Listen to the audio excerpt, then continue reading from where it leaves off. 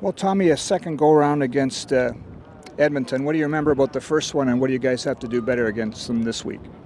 We need to be able to execute better. I think the first one it was game three, so we got a chance to learn a lot of the things that we didn't do properly.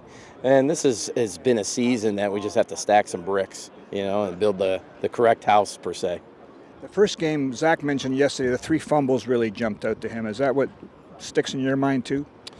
Well, anytime we fumble, but I honestly remember those are the ones that we didn't get. We had too many fumbles during that game, and they've done a great job defensively. I think the coaches do a great job over there in Edmonton to be able to do that and hawk the ball. So we're well aware of that. We've been so intentional in regards to that, not only in out here in practice, but in walkthrough meetings, all that kind of stuff. Because we know that if we protect the football and we're able to have explosive plays, we're going to have a real high chance of victory. Halfway mark, we just asked Jordan Younger about that. Where do you see your offense at this point of the season? Still growing, now getting Zach back. Anytime when you have a switch of quarterbacks, and playing with different quarterbacks, it's a different flavor. And then you have to somewhat, what that quarterback does properly or well, and then you mold it that way. It's not something that you just come out here and you're going to try to fit a square peg in a round hole or anything of that nature.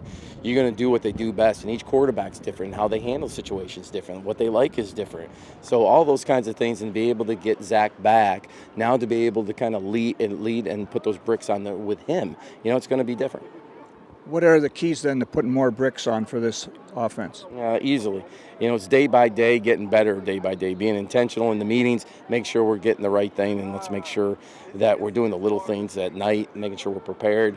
There's nothing that you can control with the outcome to me. You got to be making sure, and I said this earlier, you got to, what do they say, chop wood and carry water per day, and that's what we're going to have to do. There's no magical fix. There's no anything. We've got to do the right things at the right time and staring us right in the face and making sure that we're in the moment. After the game against Ottawa, Zach, he's always the one that he puts the onus on him for sacks against. But what can you do to protect him better?